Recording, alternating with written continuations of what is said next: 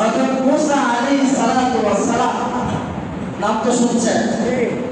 এই মুসা আলাইহিস সালাতু ওয়াস সালামের একটা উপাধি ছিল কালিমুল্লাহ, আল্লাহ তাআলার সাথে কি করতে, কথা বলতে। আল্লাহর পয়গম্বর মুসা আলাইহিস সালাতু ওয়াস সালাম তাকে আল্লাহ তাআলা একবার ডাক দিয়ে বলতেছে, হে মুসা, অমুক এলাকায় একজন লোক মারা গেছে, আল্লাহর ওলি মারা গেছে, তুমি যাও, যাইয়া তাকে দাফন করো, জানাজার নামাজ পড়াও, তুমি তাকে আমার খাস পিয়ারে বান্দা, তুমি তার জানাজার নামাজের ইমামতি করো, দাফন সম্পন্ন করো। ঘুম থেকে জাগ্রত হওয়ার পর সত্যের মাধ্যমে যখন এই আল্লাহ তাআলার সাথে কথা হয়েছে, ঘুম থেকে জাগ্রত হওয়ার পর আল্লাহর পয়গম্বর মুসা আলাইহিস সালাতু ওয়াস সালাম ওই এলাকায় গেলেন। যাওয়ার পর তাকে দাফন করলেন, কাফন দাফন সম্পূর্ণ করে জানাজার নামাজ আদায় করে সম্পূর্ণভাবে দাফন করে যখন চলে আসবে, আল্লাহর পয়গম্বরের মনের মধ্যে একটা আশা থাকছে, আগ্রহ থাকছে যে আল্লাহ তাআলা আমাকে জানাইল এটা আল্লাহর ওলি, তাহলে তার আমল কি, তার নেক আমল কি, সেটা আমার জানা দরকার, সেটা আমার জানা দরকার। আল্লাহ পয়গম্বর জানার জন্য গ্রামবাসীর কাছে জিজ্ঞাসা করলেন। আল্লাহর পয়গম্বর হযরত মুসা আলাইহিস সালাতু ওয়াস সালাম গ্রামবাসীকে ডাক দিয়া বলে, ও গ্রামবাসী, ও গ্রামের মানুষেরা, বলো দেখি এই লোকটার কি এমন আমল ছিল যে আমলের কারণে আমি মুসা রাত্রে বেলা ঘুমিয়েছিলাম, আল্লাহ তাআলা আমাকে আদেশ করেছে তার জানাজার নামাজ আদায় করার জন্য, তাকে দাফন সম্পূর্ণ করার জন্য। কি এমন আমল ছিল বলো দেখি, আমি যদি সেই আমলটা করতে পারি, আমি মুসা নবী হতে পারি, আমার ব্যাপারে যাতে আল্লাহ তাআলা অন্য নবীর মাধ্যমে এভাবে পয়গাম পাঠায় দেয়। গ্রামবাসী ডাক দিয়ে বলে, মুসা শোনো শোনো শোনো, এই ব্যক্তির এমন কোনো আমল ছিল না, এই ব্যক্তি তো আপনি নিজের জবান দিয়ে বলেছেন আল্লাহ তাআলার খাস বান্দা, আল্লাহ তাআলা আপনাকে আদেশ করেছেন তাকে দাফন করার জন্য। কিন্তু আমাদের গ্রামের ভাষা অনুযায়ী আমরা বলি, এই ব্যক্তির মতো খারাপ মানুষ আসমানের নিচে জমিনের উপরে আর নাই। আল্লাহ তাআলা বললেন দেখা, আর গ্রামবাসী বলতেছে খারাপ মানুষ, বিষয়টা কেমন হয়ে গেল না? এটা পানি আতেম হয়ে গেল। মুসা আলাইহিস সালাতু ওয়াস সালাম আশ্চর্য হয়ে গেলেন, ডাক দিয়া বললেন, আল্লাহ, বিষয় তো বুঝলাম না, আপনি বললেন আপনার খাস বান্দা, আর গ্রামবাসী বলে তার থেকে আসমানের নিচে জমিনের উপরে খারাপ মানুষ আর নাই, কারণ কি, কারণ কি? এমন সময় আল্লাহ তাআলা মুসাকে জানালেন, মুসা শোনো, আমার কাছে জিজ্ঞাসা করার প্রয়োজন নাই, যে ব্যক্তিকে দাফন করেছো তাকে জিজ্ঞাসা করো। মুসা আলাইহিস সালাতু ওয়াস সালাম ওই ব্যক্তিকে জিজ্ঞাসা করো, ব্যক্তি তোমার এমন কি আমল ছিল যার কারণে আমি মুসাকে আদেশ করেছি তোমাকে দাফন করার জন্য, তুমি বলো। এমন সময় আল্লাহ তাআলা তো ব্যক্তির জবান খুলে দিয়েছে।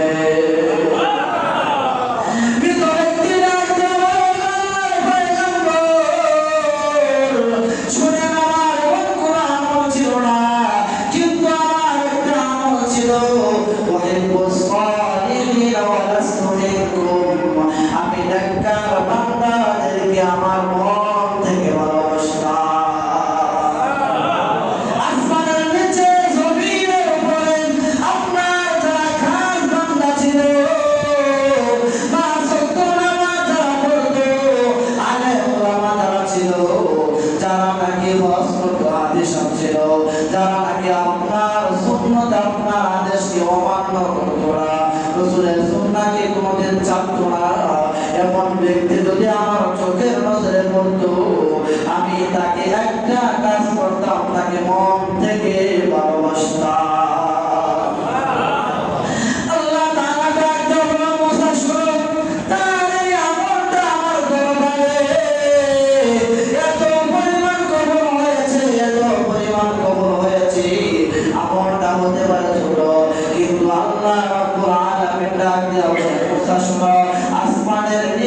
জমিনের উপরে দুনিয়াবাসীর কাছে এই ব্যক্তি গুনাহগার হতে পারে, কিন্তু আমি আল্লাহ তাআলার কাছে এটি একজন খাস পেয়ারা বান্দা। ইন্নাল হামদালিল্লাহ আলহামদুলিল্লাহি নাহমাদুহু ওয়া নাস্তাঈনুহু ওয়া নাস্তাগফিরুহু ওয়া নু'মিনু বিহি ওয়া নাতাওয়াক্কালু আলাইহি ওয়া না'উযু বিল্লাহি মিন শুরুরি আনফুসিনা ওয়া মিন সাইয়্যাতি আ'মালিনা। মান ইয়াহদিহিল্লাহু ফালা মুদিল্লা লাহু ওয়া মান يضلله فلا هادي له ونشهد أن لا إله إلا الله وحده لا شريك له لا ضد له ولا مثل له ولا مثيل له ونشهد أن سيدنا وسندنا وحبيبنا وحبيب ربنا وطبيبنا وطبيب قلوبنا ومولانا محمدا عبده ورسوله الذي أرسله الله تعالى بالحق بشيرا ونذيرا وداعيا إلى الله بإذنه وسراجا منيرا.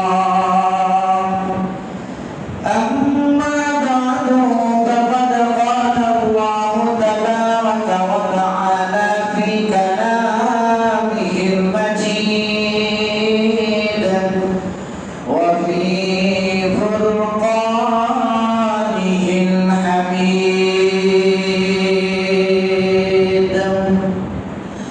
সবাই জবান খুলে বলুন আউযু বিল্লাহি মিনাশ শাইতানির রাজীম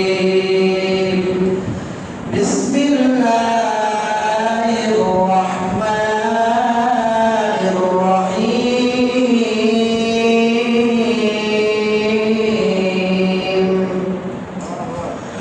ইন্নাল লাযীনা আমানু ওয়া আমিলুস সালিহাতি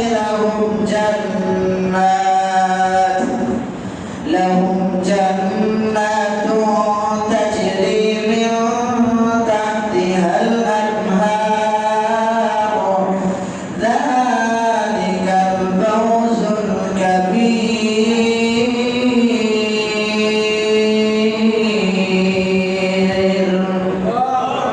Inna batsha rabbika lashadid innahu huwa yubdi'u wa yu'id.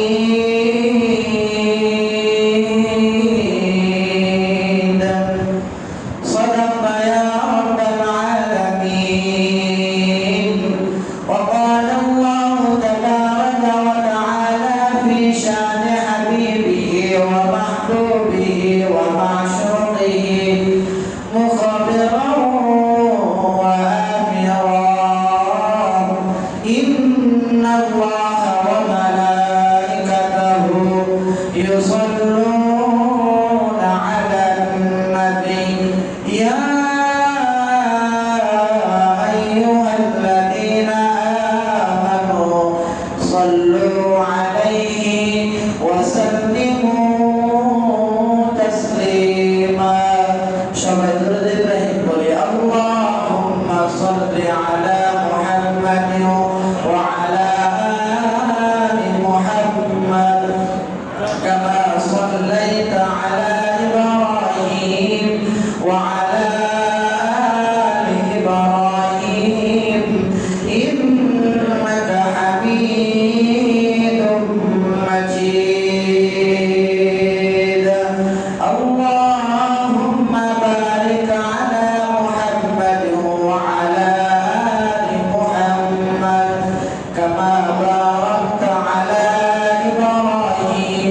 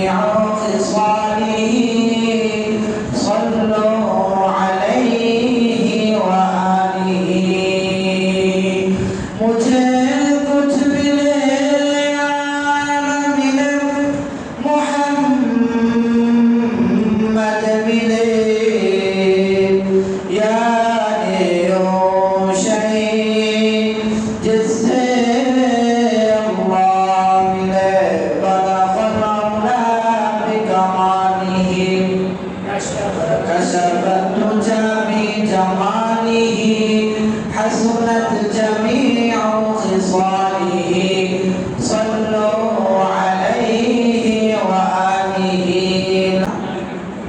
আমাদের আসল বাড়ি কোথায়? জান্নাতে।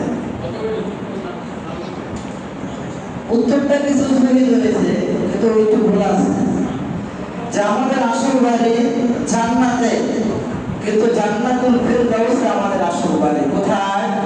জান্নাতুল ফিরদাউস। জান্নাত তো একটা সবচেয়ে বড় যে জান্নাত, যেটা আল্লাহ তাআলার কাছাকাছি, যেটা আল্লাহ তাআলার আরশে আজিম এবং জান্নাতুল ফিরদাউসের সাথ লাগালাগি, ওই জান্নাতে আমাদের আসল বাড়ি কোথায়? জান্নাতুল ফিরদাউস।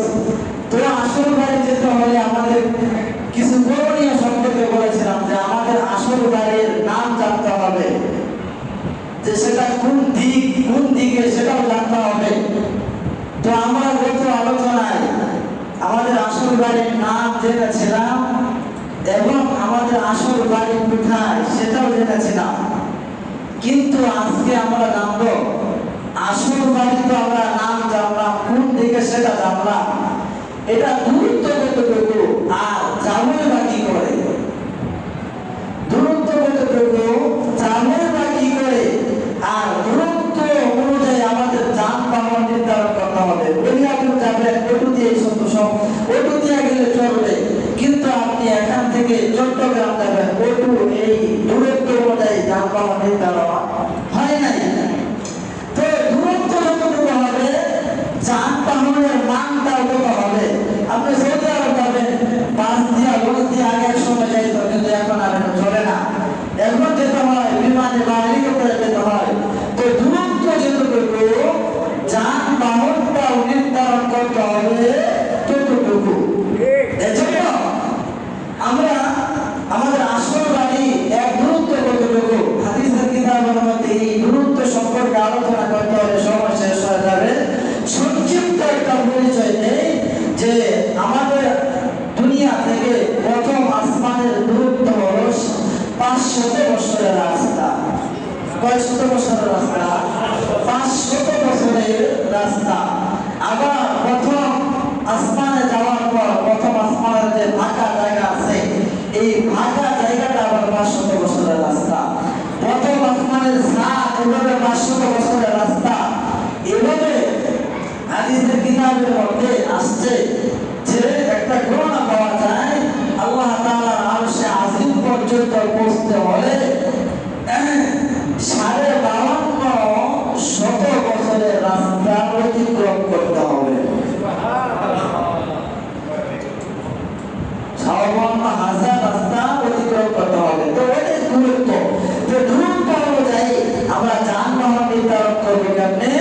আল্লাহ তাআলা এই যানবাহন নির্ধারণ করার জন্য এই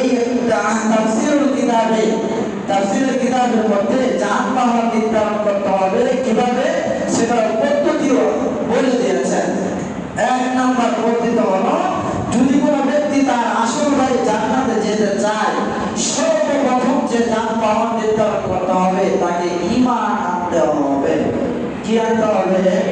ঈমান আনতে হবে। দ্বিতীয় আরেকটা বিষয়, দ্বিতীয় যে যানবাহনটা নির্ধারণ করতে হবে সেটা হলো নেক আমল করতে হবে। আমরা গত তাফসীরে ঈমান সম্পর্কে আলোচনা শুনছিলাম, আজকে আমরা এই সংক্ষিপ্ত সময়ে নেক আমল সম্পর্কে কিঞ্চিৎ আলোচনা অবশ্যই শোনার চেষ্টা করব। এতক্ষণের আলোচনায় গত তাফসীর আর আজকের তাফসীরের মূল যে ঘটনা, মূল যে ইতিহাস আশা করি বুঝতে পারছেন। সমাজ হাজির, তো নেক আমল করতে হলে বান্দা ছোট থেকে বড় যত প্রকার নেক আমল আছে না কেন, প্রত্যেকটা নেক আমল আল্লাহ তাআলার দরবারে কবুল হয় যদি নবীজির সুন্নাহ মোতাবেক করা হয়। কোন করা ইবাদত আল্লাহ তাআলার দরবারে কবুল হবে না, আর আল্লাহ তাআলা ছোট থেকে ছোট আমল আল্লাহ তাআলার দরবারে কবুল করে তার নাজাতের উসিলা হিসেবে আল্লাহ তাআলা বানায় দেবে। বান্দা আমল করে জান্নাত পাবে অসম্ভব, আল্লাহ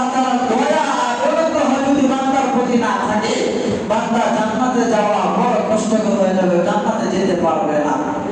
কেমন বান্দা সবচেয়ে বেশি ছোট্ট একটা আমল থাকবে, এই আমল যদি আল্লাহ তাআলা দরবারে কবুল হয়, আল্লাহ তাআলা বলেন এই আমলের বদলায় আল্লাহ তাআলা তাকে জান্নাত দিবেন। ছোট্ট একটা ঘটনা বলি, যেহেতু মনে হয়ে গেছে।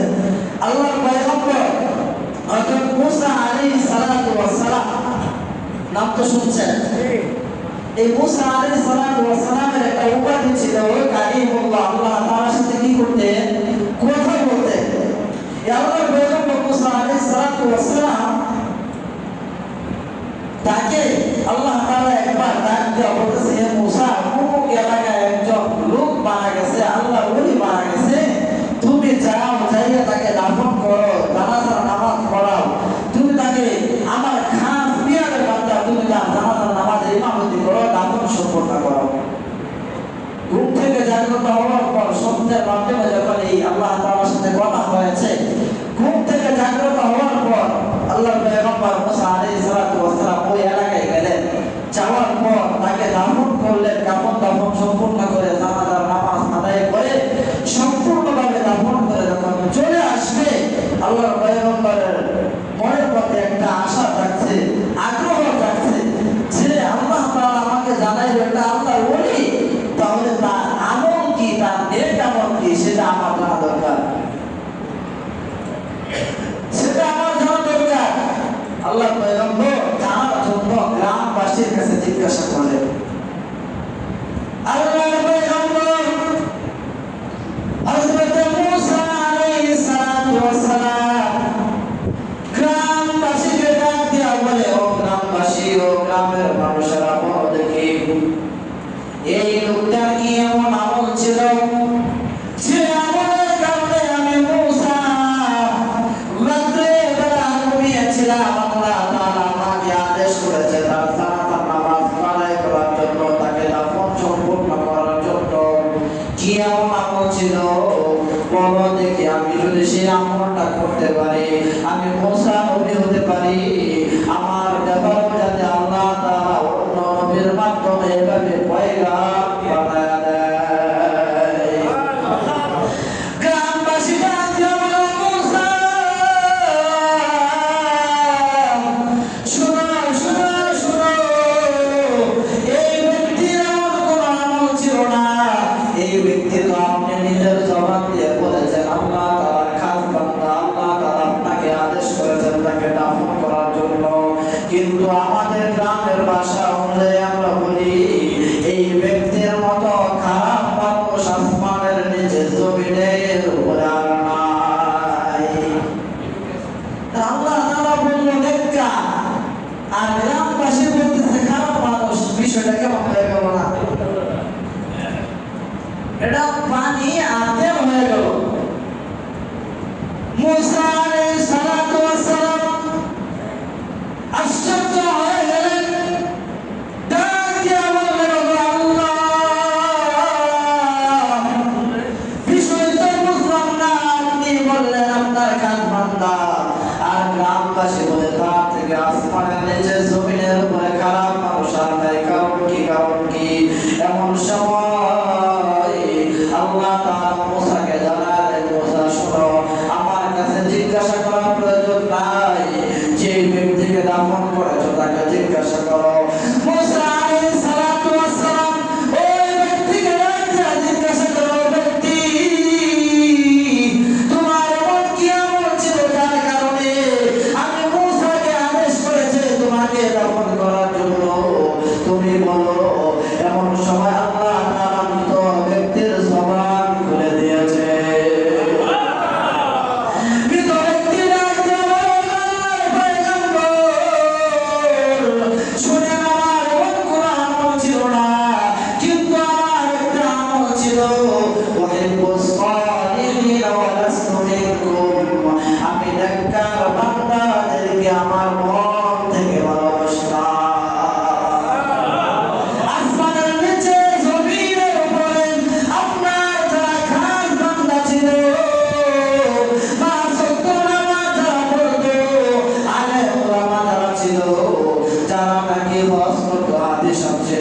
যারা নাকি আপনার সুন্নাত, আপনার আদেশকে অমান্য করতো না, কোনোদিন চাপতো না, এমন ব্যক্তি যদি আমার চোখের নজরে পড়তো, আমি তাকে একটা কাজ করতাম, তাকে মন থেকে ভালোবাসতাম। আল্লাহ তাআলা ডাক দিয়ে বলল, মুসা শুনো, তার এই আমলটা আমার দরবারে এত পরিমাণ কবুল হয়েছে, এত পরিমাণ কবুল হয়েছে। আমলটা হতে পারে ছোট, কিন্তু আল্লাহ রাব্বুল আলামিন ডাক দিয়ে বললেন, মুসা শুনো, আসমানের নিচে জমিনের উপরে দুনিয়াবাসীর কাছে এই ব্যক্তি গুনাহগার হতে পারে, কিন্তু আমি আল্লাহ তাআলার কাছে এটি একজন খাস পেয়ারা বান্দা। এজন্য আমল ছোট হোক বা বড় হোক, যদি আল্লাহ তাআলা আমার প্রতি সন্তুষ্ট হয়ে যায় আর এই আমল আল্লাহ তাআলার দরবারে যদি কবুল হয়ে যায়, ওই ব্যক্তি যেরকম উসিলা হিসেবে জান্নাত পেয়েছে, আমি গ্যারান্টি ভাবে বলতে পারি আল্লাহ তাআলা আমাদেরকেও জান্নাত দিতে পারে। অসম্ভবের কিছু নয়, কিন্তু শর্ত হলো আল্লাহ নবী সাল্লাল্লাহু আলাইহি ওয়াসাল্লামের সাহাবী হযরত আবু হুরায়রা রাদিয়াল্লাহু তাআলা বলেন, দুনিয়ার মানুষ শুনো, নেক আমল আল্লাহ তাআলার দরবারে কবুল হওয়ার জন্য শর্ত হলো মানুষের হক নষ্ট করা যাবে না, দুনিয়ার স্ত্রীর হক নষ্ট করা যাবে না, বিবির হক নষ্ট করা যাবে না, ছেলে মেয়ের হক নষ্ট করা যাবে না, এলাকাবাসীর হক নষ্ট করা যাবে না, প্রতিবেশীর হক নষ্ট করা যাবে না। যদি হক নষ্ট করা ব্যতীত যদি অল্প আমল আল্লাহ তাআলার দরবারে করতে পারো, এই আমলটাকে আল্লাহ তাআলা কবুল করে তোমাকে জান্নাতের মেহমান বানাবে। এজন্য মানুষের হকের ব্যাপারে আমাদের চিন্তা ঢুকিয়ে থাকা দরকার। আপনারা জানবেন, নাম শুনছেন হযরত আব্দুল কাদের জিলানী রাহমাতুল্লাহি আলাইহি, আমরা যাকে বড় পীর বলি, বড় পীর আব্দুল কাদের জিলানী বলি না, যে আব্দুল কাদের জিলানী রাহমাতুল্লাহি আলাইহি এমন বুজুর্গ ব্যক্তি ছিল যার কথা হাদিসের কিতাবের মধ্যে, বিভিন্ন কিতাবের মধ্যে পাওয়া যায়। এই আব্দুল কাদের জিলানী রাহমাতুল্লাহি আলাইহির বাবা আবু সালেহ জঙ্গি মুসা, এই আবু সালেহ জঙ্গি একবার নদীর কিনারে বসে গেছে। নদীর কিনারে বসে কি জানি চিন্তা করতেছে, আর পেটে বড় ক্ষুধা। হঠাৎ করে নদীর পানির দিকে তাকায় দেখে নদীর পানি দিয়ে একটা আনার বা একটা ফল মিশে যাচ্ছে। আব্দুল কাদের জিলানীর পিতা আবু সালেহ জঙ্গি পেটে বড় ক্ষুধা, পানি থেকে ওই ফলটা নিচে নেওয়ার পর সঙ্গে সঙ্গে ক্ষুধার কারণে খেয়েছে। খাওয়ার পর চিন্তা আসছে, বললাম কি এই ফল কার উপর খাইলাম আমি? আল্লাহ তাআলা যদি কাল কিয়ামতের ময়দানে আমাকে ধরে যে আবু সালেহ জঙ্গি তুমি কার ফল খেয়েছো, অনুমতি নিয়েছিলা, তখন আমি জবাব দেব কি? এই চিন্তায় পেরেশান হয়ে গেলেন। নদীর স্রোত যেদিকে যাচ্ছে সে উল্টা দিকে যাচ্ছে। আবু সালেহ জঙ্গি মুসা রাহমাতুল্লাহি আলাইহি যাইতে যাইতে নদীর কিনারে হাঁটে আর উল্টা দিকে চলে, স্রোত যেদিকে যায় সে উল্টা দিকে চলতেছে। হঠাৎ করে কিছু দূর যাওয়ার পর নজর করে দেখে একটি ডালিমের বা আনারের বাগান দেখা যায়।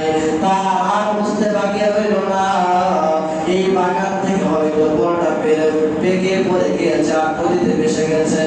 এই ফলের মালিককে খুঁজতে আরম্ভ করলেন, গ্রামের লোকদেরকে জিজ্ঞাসা করলেন, ভাই এই বাগানের মালিককে? এমন সময় গ্রামের মালিকরা গ্রামের লোকেরা ডাকতে বলেন, গ্রামের ওই বাগানের মালিক হলো অমুক জায়গায় অমুক স্থানে বসবাস করে, যাও সেখানে যাও। আবু সালেহ জঙ্গি মুসা দৌড়াইয়া গেলেন বাগানের মালিকের কাছে। যাওয়ার পর ডাক দিয়া বলেন, আসসালামু আলাইকা, ও আমার বন্ধু, আমি তো অন্যায় করে ফেলেছি, অপরাধ করে ফেলেছি, আপনার একটা গাছের ফল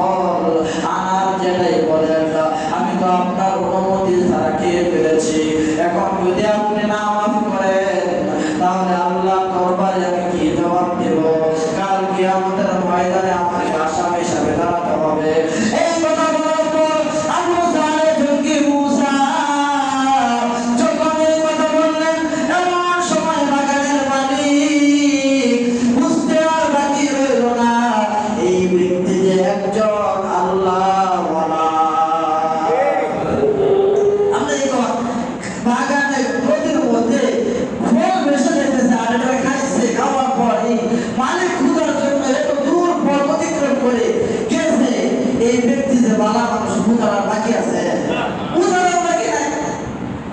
আমরা তো ছোট বালা কত গাছের কত গাছের কত গাছের কত কিছু না খেয়ে মাখায় রাখছি, মনে হয় আপনারা আমরা খান নাই, সবাই খাইছি। তো এই ব্যক্তির ভয় ছিল যে কালকে আমাদের ভয়টা আমার আমল বরবাদ হয়ে যাবে, এই আমলকে স্থায়ী করার জন্য আল্লাহ বান্দার হক যদি নষ্ট হয়ে যায়, আমি আল্লাহ তাআলার দরবারে কি জবাব দেব? এজন্য আমার এই গুনাহ আমার দুনিয়া থেকে করাই নিতে হবে। সেই মতো গেলে যাওয়ার পর বাগানের মালিক বুঝতে আর বাকি রইল না যে সে একজন বড় আল্লাহওয়ালা।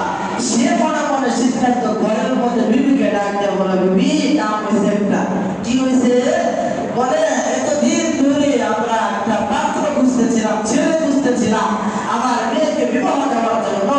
আজকে সেই পাত্র সন্তান আমি নিজে পেয়েছি, সে আমার নিজে বাড়িতে এসে ধরে করতে।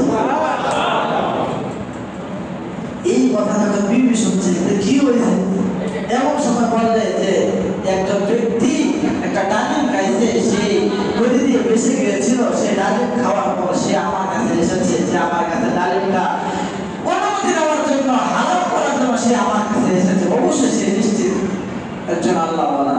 এই ব্যক্তির কাছে আমার মেয়েকে কি করবো, বিবাহ দিব। স্ত্রী করা আসলে এমন ব্যক্তি, আপনারা এমন ছেলে পাওয়া বড় কষ্টের ব্যাপার না। আল্লাহ তাআলা নিজ হাতে তার বাড়িতে বাড়াই দিয়েছে। এমন সময় বিভিন্ন বলে, স্বামী শুনো, দেরি করার কোনো কারণ নাই, আমার মেয়ের বিবাহের প্রস্তাব তার কাছে দাও। এমন সময় বাগানের মালিক আবু সালেহ জনকে মুসাকে ডাক দেওয়া বলে, তুমি যে ফল খেয়েছো ছাড়া আমি তোমাকে মাফ করতে পারি। সত্য হলো আমার একটি মেয়ে আছে, মেয়েকে বিবাহ করতে হবে।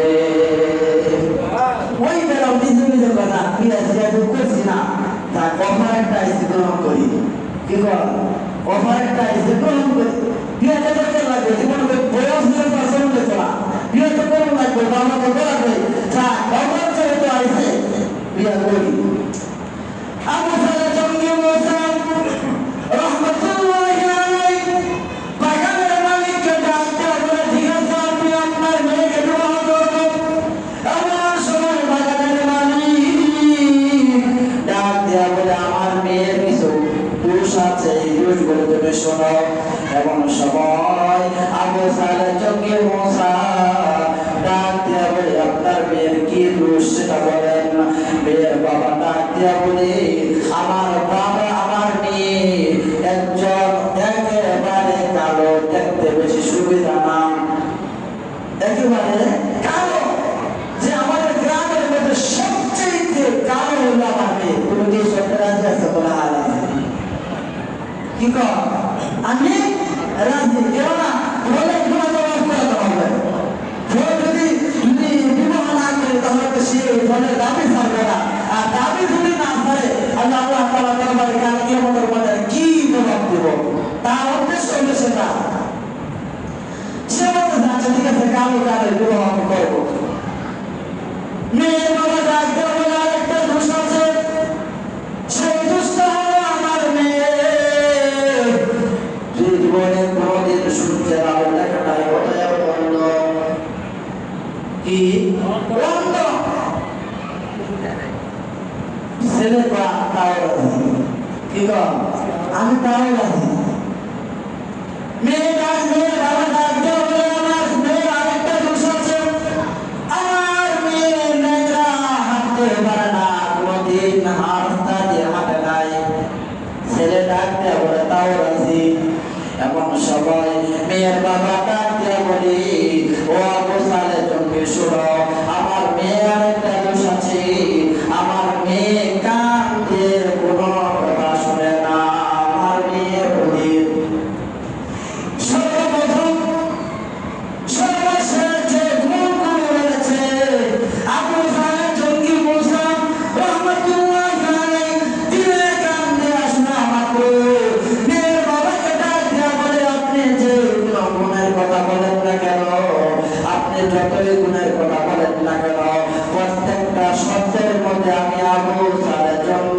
রাজি। মেয়ের বাবা মেয়েকে বিবাহ দিয়ে দিলেন। আবু সালেহ জঙ্গি মুসা মেয়েকে বিবাহ করলেন। বাসরাতে যখন দুইজন একত্র হবে এমন সময় আবু সালেহ জঙ্গি মুসা বাসরাতে ঢুকে দেখি একজন পূর্ণিমার চাঁদের থেকে সুন্দর মেয়ে তার ঘরের মধ্যে বসে রয়েছে। আশ্চর্য হয়ে গেছে, হায় আমাকে ওই ব্যক্তি ধোঁকা দিয়ে অন্য মেয়ে বিয়ে দিল কিনা। আমি তো জীবন হইতো যে একটা কালা বেরিয়ে দেখাই আর একটা তো সুন্দর মেয়ে ধরে দিত কবি লটারি পাইছি হাজার একটা। তো আবু সালেহ জঙ্গি মুসা বাসরাতে ঘুরে দেখে যে মাত্র ঘোরটা উঠাইছে, উঠানোর পর দেখে যে আকাশের চন্দ্রের মতো তার চেহারা থেকে নূর বের হচ্ছে। আশ্চর্য হয়ে গেলেন, হ্যাঁ আমাকে এমন ধোঁকাবাজি করতে পারলো। এমন সময় বলে সালাম দিলেন, আসসালামু আলাইকুম। স্ত্রীরা জবাব দিলেন, ওয়া আলাইকুম আসসালাম। এমন সময় বলে সে না বলেছিল কানে শুনে না, কথাও বলতে পারে না। সেদিন কথাও বলতে পারে, কানে শুনে। এই বউ আমার কথা কথা, এই বউ আমার, আমি বুঝতে নাই বলা এই বউ আমার না। আশ্চর্য হয়ে গেলেন, বউ ডাক দেয়া ওই মেয়ের বাবার কাছে গেছে। মেয়ের বাবার কাছে যাওয়ার পর মেয়ের বাবাকে ডাক দেয়া বলতেছে, ও বাবা আপনি তো বলেছিলেন আপনার মেয়ে কালো, আপনার মেয়ে চোখে দেখে না, আপনার মেয়ে কানে শুনে না, আপনার মেয়ে হাঁটতে পারে না, কিন্তু আপনি যে গুণের কথা বলেছিলেন সব গুণে গুণ তো সব বিপদে গুণটা পেয়েছি। আপনার মেয়ে তো যে মেয়ে বাসর করে ঢুকাইছেন ওই মেয়ে তো চাঁদের থেকে সুন্দর। যে মেয়েকে আপনি বাসর করে ঢুকাইছেন সেই মেয়ে তো মুখ দিয়ে কথা বলতে পারে। যে মেয়েকে ধরে দিয়েছেন সেই মেয়ে তো কানেও শুনতে পারে, কিন্তু আমার কাছে এই দুই নাম্বারে কেন বললেন? এমন সময় মেয়ের বাবা ডাকতে বলে, আবু সালেহ জঙ্গি শুনো শুনো,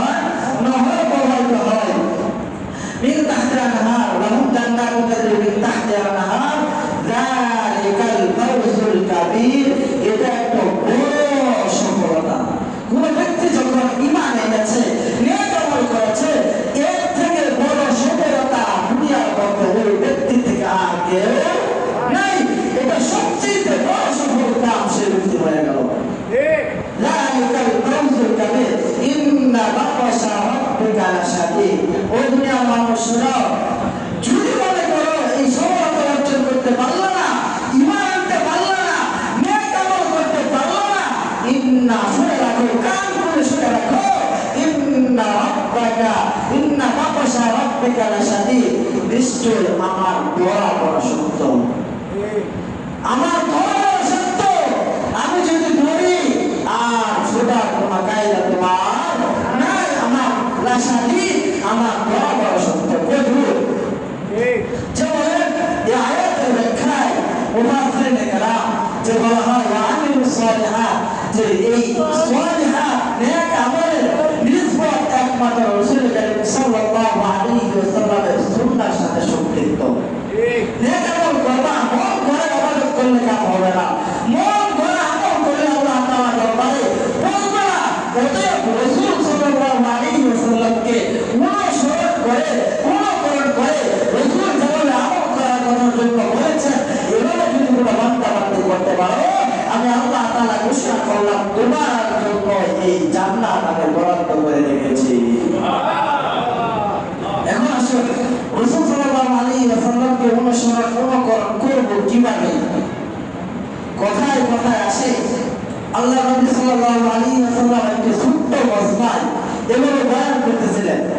সাহাবায়ে কেরাম হযরত আবু বকর, হযরত ওমর, হযরত উসমান, হযরত বেলাল, সমস্ত বড় বড় সাহাবায়ে কেরাম নবীর সামনে এভাবে বয়ান শুনতেছিলেন।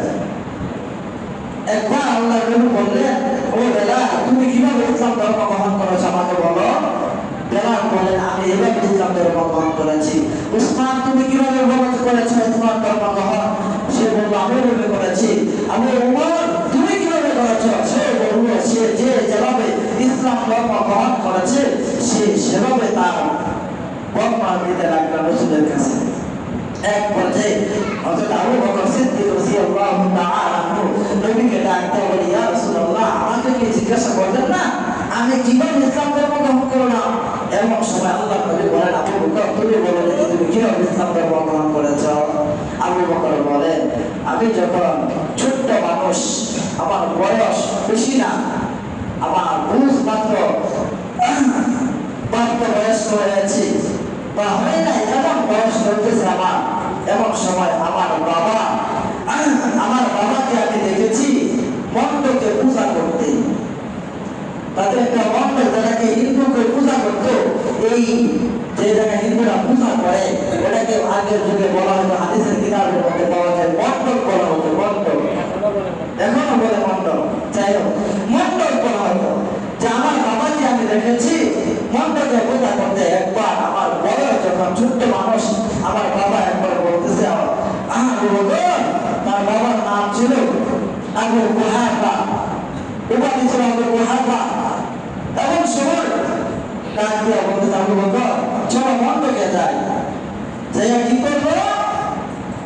মণ্ডপে যাইয়া দেব দেবীর পূজা করবো।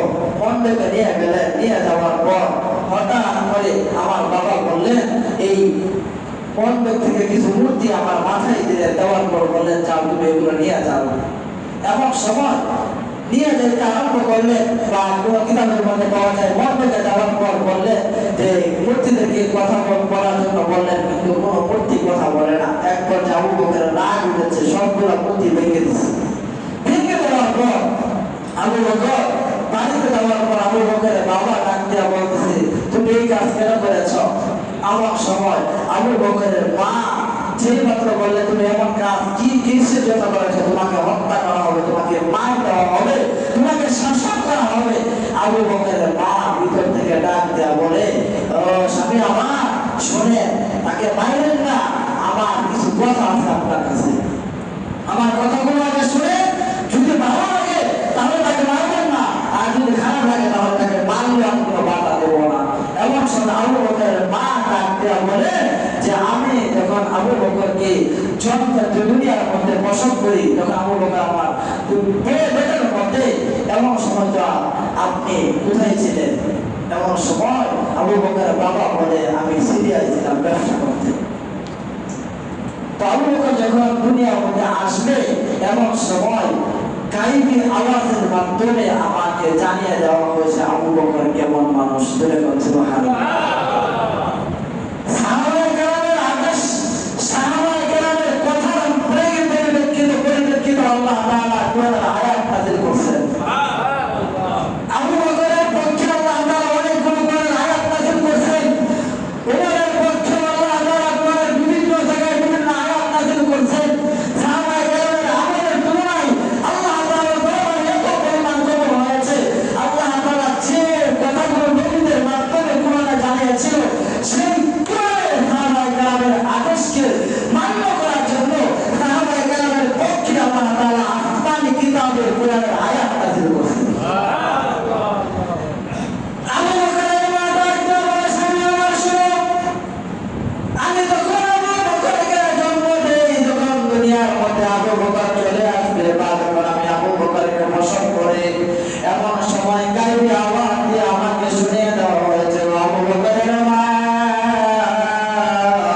শোনো শোনো, তোমাকে এমন একটি সৎ নেককারের সন্তানের সুসংবাদ দেই, যেই নেককারটা হবে, যেই নেককারটা হবে, যার যেই নেককার বান্দাটা তোমাকে সুসংবাদ দিতেছি, এই নেককার বান্দার নাম দুনিয়ার কোনো মানুষ রাখবে না।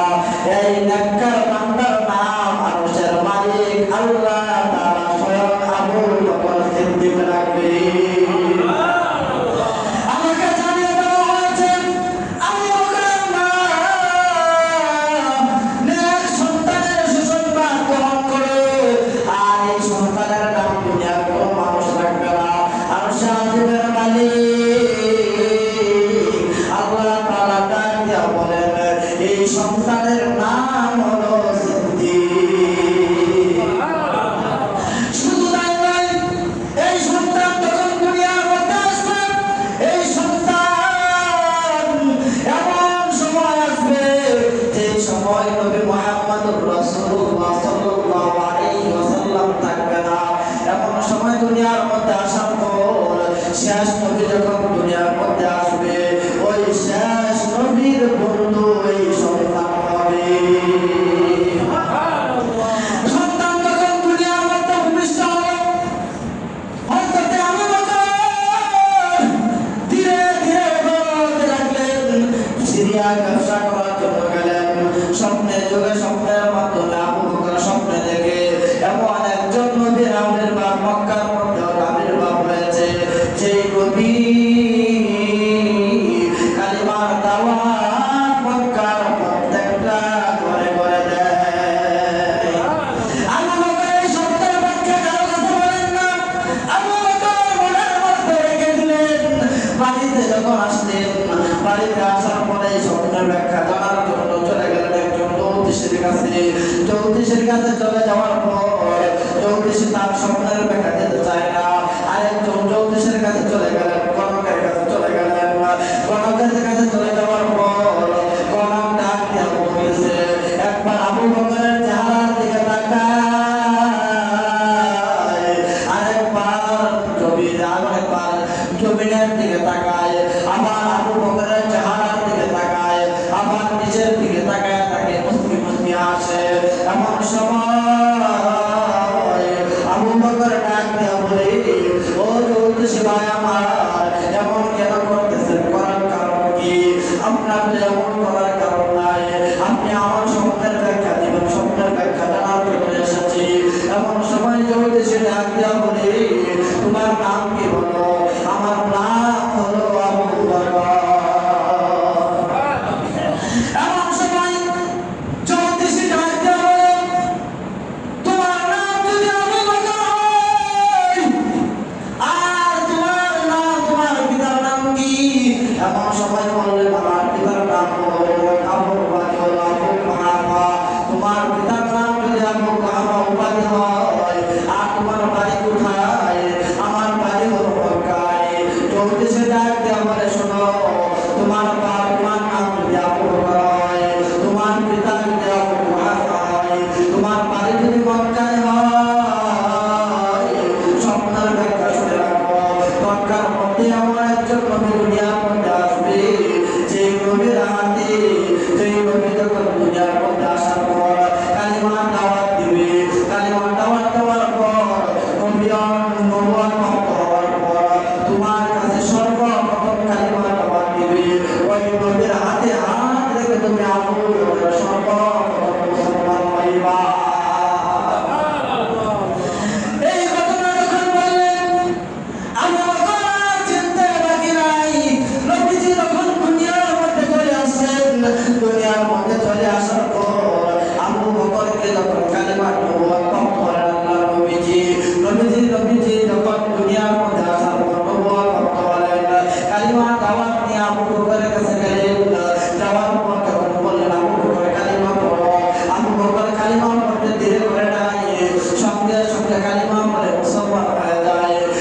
নবীজি ডাক দিয়া বলে, ও আবু বকর,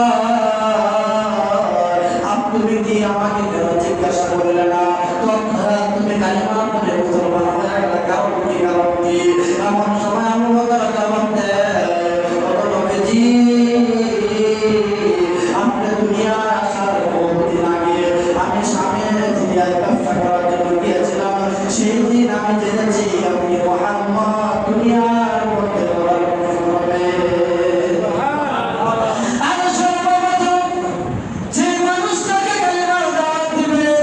সেই মানুষটা হলাম আমি আবু বকর। অতএব আমার আপনার আবির্ভাব, আপনার সম্পর্কে প্রশ্ন করার কোনো অবকাশ থাকে না।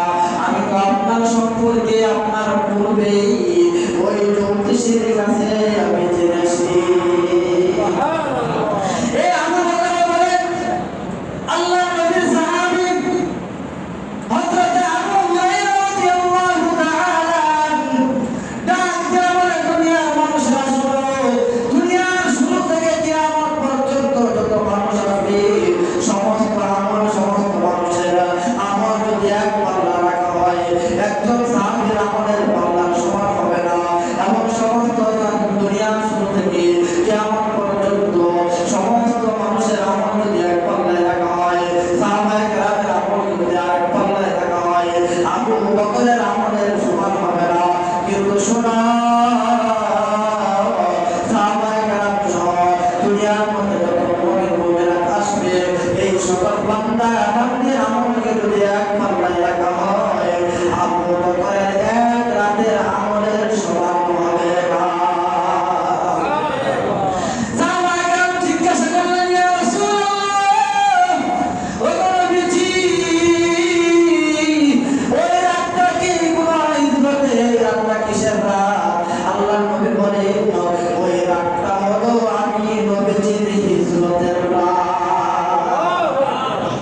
কেন এই রাতে তোমার আল্লাহর নবী যখন হিজরতে করবেন, হিজরত করার পূর্বে আল্লাহর নবীর সাহাবী হযরত আবু বকর সিদ্দিক রাদিয়াল্লাহু তাআলা বলেছিলেন, আবু বকর, মুমিন হিজরত করতে হবে, আমার সঙ্গে তোমাকে নিয়ে যাব।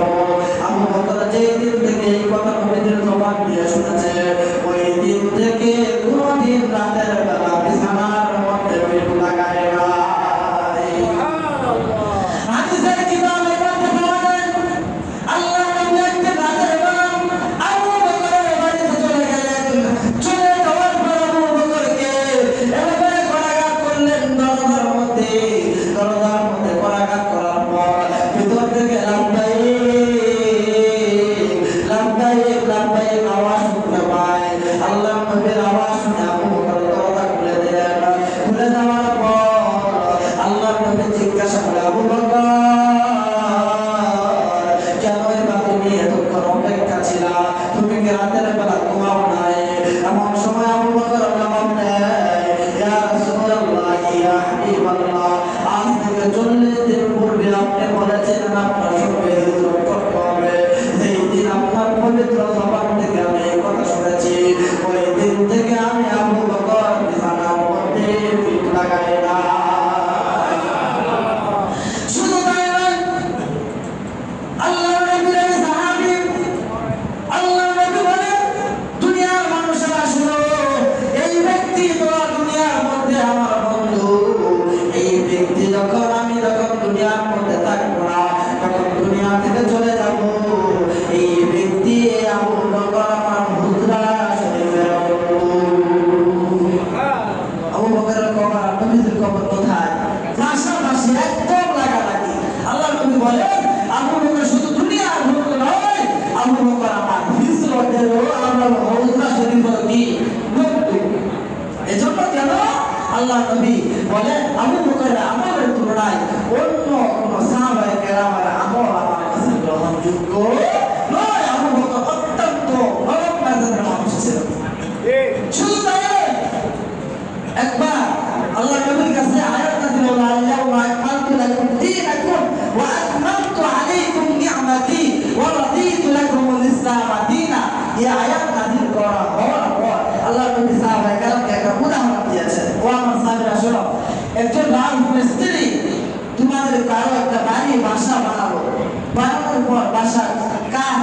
কমপ্লিট করে যখন রাজমিস্ত্রি বলল, মালিক ধরেন আপনি আমাকে রাজমিস্ত্রি হিসাবে রেখেছিলেন আপনার ঘর বানানোর জন্য, আমি ঘরটা বানিয়েছি, বানানোর পর এই চাবিটা আপনার হাতে দিলাম, আপনার বাড়ি আপনি বুঝে দেন।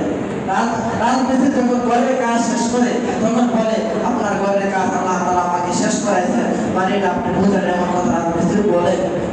তো সাহাবায়ে কেরাম শোনো, রাজমিস্ত্রি যখন গাড়ির কাজ সম্পূর্ণ করার পর যখন বাড়িওয়ালাকে ডাক দেওয়া বলে, ধরেন আপনার বাড়ির চাবি, ওই সময় তোমরা বলো দেখি ওই সময় ওই বাড়ির মালিক কি, ওই এই মিস্ত্রি রাজমিস্ত্রি কি আর ওই বাড়িতে রাখবে? সাহাবায়ে কেরাম বলবেন না। সাহাবায়ে কেরাম উচ্চ আওয়াজে বললেন না, প্রশ্নের ওঠে না, তার কাজ শেষে চলে যাবে, এটাই তো স্বাভাবিক। দুনিয়ার কোনো ঝামেলা আমাদের কাজকর্ম যাদের জন্য, যারা কামলা রাখেন কাজকর্ম করার জন্য, যারা রাখেন তারা কাজ শেষ বিকালবেলা কি করে বাড়িতে চলে যায়, বিষয়টা এমনই। সাহাবায়ে কেরাম বললেন, এই কথা বলার পর নবীজি বললেন, ঠিক আছে তোমরা যেহেতু বলেছো, আজকে আমার কাছে যে আয়াত নাযিল হয়েছে, এই রাজমিস্ত্রি যেরকম ভাবে কাজ করার পর ঘরের মালিকের হাতে চাবি বুঝায় দেয়, ঘরের মালিক যেরকম ভাবে তাকে আর ওই ঘরে রাখতে চায় না, আমি মুহাম্মদুর রাসূলুল্লাহ সাল্লাল্লাহু আলাইহি ওয়াসাল্লাম আজকে আয়াত নাযিল করে বলে দিয়েছেন, দুনিয়ার মধ্যে থাকবার আল্লাহ তাআলা বলেছেন, লাউমা আকমালতু লাকুম দীনাকুম ওয়া আকমামতু আলাইকুম নি'মাতি ওয়া রাদিতু লাকুমুল ইসলাম দীনা, আমি আজকে এই দ্বীনকে ইসলামকে পরিপূর্ণ করে দিয়েছি।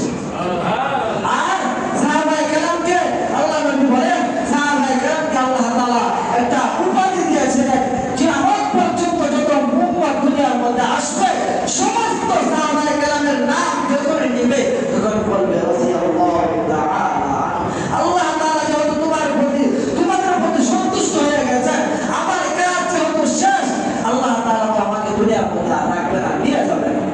এই কথা শোনার পর সাহাবায়ে কেরাম, কিছু সাহাবায়ে কেরাম যখন শুনলেন যে আমাদেরকে রাদিয়াল্লাহু তাআলা বলেছেন, আল্লাহ তাআলা দ্বীন পরিপূর্ণ করে দিয়েছেন, সবাই খুশিতে আনন্দিত হয়ে গেলেন। কিন্তু আল্লাহ নবীর এই কথার ব্যাখ্যা একজন সাহাবী ছাড়া আর কেউ বুঝে নাই, একজন সাহাবী ছাড়া আর কেউ বুঝে নাই। সমস্ত সাহাবায়ে কেরাম আনন্দের চিত্তে আত্মহারা হয়ে গেলেন, আজকে দ্বীন পরিপূর্ণ হয়েছে, আজকে ইসলামের এমন কোনো জিনিস বাকি নাই যেটা মানুষ জানবে না, যেহেতু আল্লাহ তাআলা দ্বীনকে পরিপূর্ণ করে দিয়েছেন, অতএব আমাদের আনন্দের বিষয়। এমন সময় আল্লাহ নবী যখন এভাবে বলতেছে, হঠাৎ করে সাহাবায়ে কেরাম নজর করে দেখে একজন বৃদ্ধ লোক মসজিদ নববীর সামনে একটি খেজুর গাছ আছে, তারা গেছেন জানেন, ওই খেজুর গাছের পাশে বসে একজন বৃদ্ধা লোক কাঁদতেছে।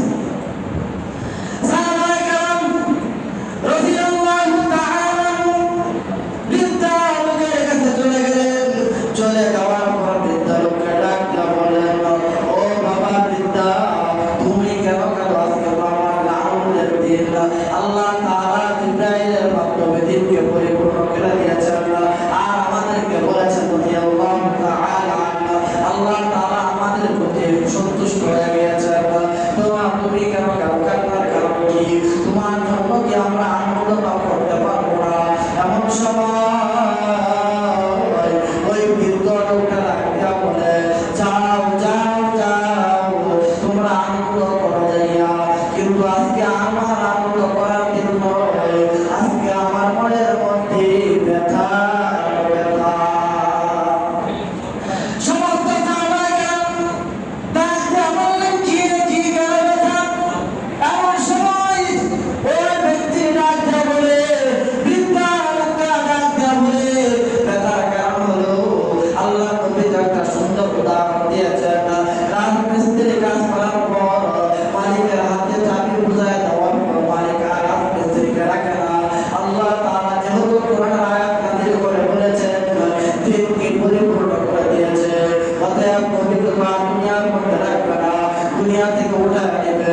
নবী যেহেতু দুনিয়ার মধ্যে থাকবে না, আমি আবু বকর দুনিয়ার মধ্যে থাকবো না। এই কথা বলার পর সিদ্দিক আকবর যখন এই কথা বললেন, আল্লাহর নবী সাহাবীরা আশ্চর্য হয়ে গেলেন। এমন সময় সাহাবায়ে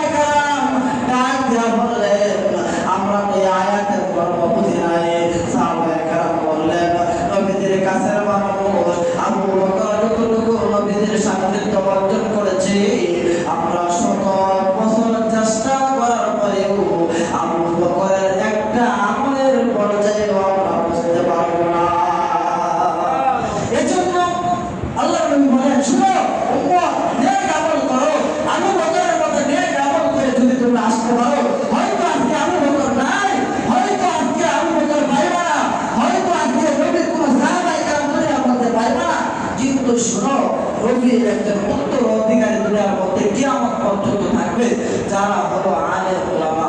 উলামায়ে কেরাম, তাদেরকে মুহাব্বত করবা, তাদেরকে ভালোবাসবা, তাদের পথকে অনুসরণ করবা। আবু বকরের মর্যাদা যেরকম হয়েছে, নবীর মর্যাদা, নবী যেমন আবু বকরের মর্যাদা বৃদ্ধি করে দিয়েছেন, তোমরা শুনে রাখো, উলামায়ে কেরাম নায়েবে রাসূল, তাদেরকে যদি তোমরা অনুসরণ করে তোমাদের আমলকে এভাবে নিয়ে দিতে পারো, আবু বকর হইতে পারবে না। আবু বকর যে রাস্তা দিয়ে হেঁটেছেন, সেই রাস্তাকে পাইবা, যে আমল করেছেন, সে আমল